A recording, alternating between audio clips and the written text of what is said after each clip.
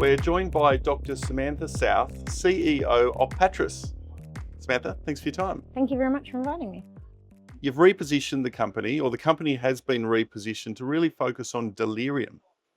Can you talk about the condition and then the unmet need of this opportunity? Yeah, so delirium is an acute, severe brain dysfunction. The symptoms are confusion, sometimes agitation, sometimes very calm. But every person who knows somebody who has delirium knows that they're not the person they know. And so it can be quite distressing, not only to the patients, but also to the carers. And if it's agitated, if they're like quite violent, or if they think you're trying to kill them, then it can actually be really distressing for the carers as well. So it's actually a very um, difficult condition.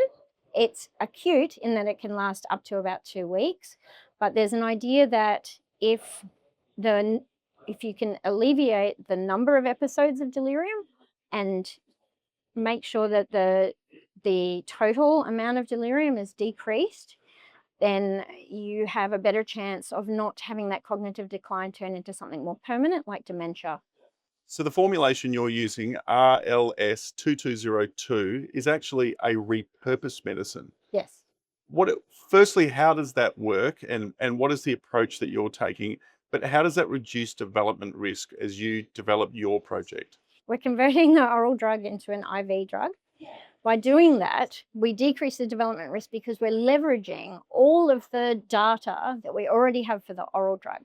So even though it was developed for schizophrenia and bipolar disorder, and it was developed to be given once a day because you want to give drugs as fewer times as possible for chronic conditions, because we're taking it into this acute care setting, we want to deliver it immediately, but we need to bridge our IV formulation with the oral data that we already have.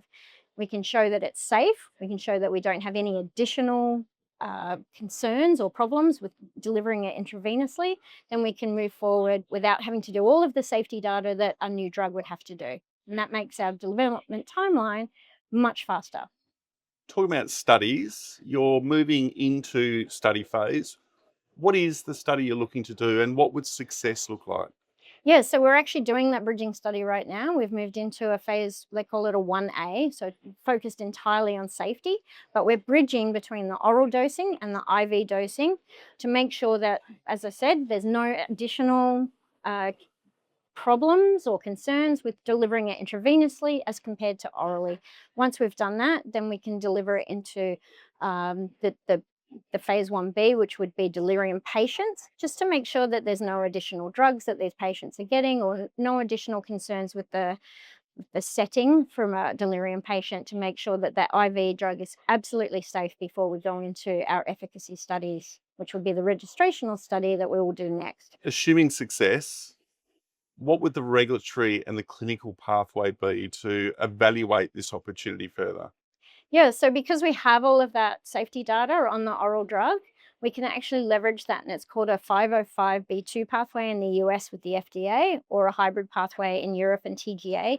We can use that data that's already existing. It means that it becomes a little bit more bespoke. So it means that the FDA or the EMA and the TGA, they have a little bit more say over what studies they want to see before you can move on to the next round of studies. So we'll do the phase 1A. We'll put it in front of the FDA as soon as possible, make sure that they're comfortable with the studies that we're choosing to do, and then just keep going. But at that point in time, because it is so bespoke, they might actually come back and say, we want you to do something different. We'll make sure that gets done before we go into registrational. Because it is leveraging off other data, we also don't need the subject numbers that normal biotech needs. So we can do things in very small subject numbers just to prove that things are just as good as the oral. Let's talk about milestones. Investors love milestones. Yes. What milestones have you got planned over the next 6 to 12 months that investors should be focused on? Well, at the moment, everything's focused on the phase 1A. So we've got ethics approval hopefully coming up. We've got dosing in the first participant, and then we'll have the data as that's coming through, and then of course we'll have the FDA submission. So there's quite a few milestones and key value inflection points. A clear pathway ahead, a strong focus on outcomes. We look forward to following with interest. Samantha, thanks for your time. Thank you.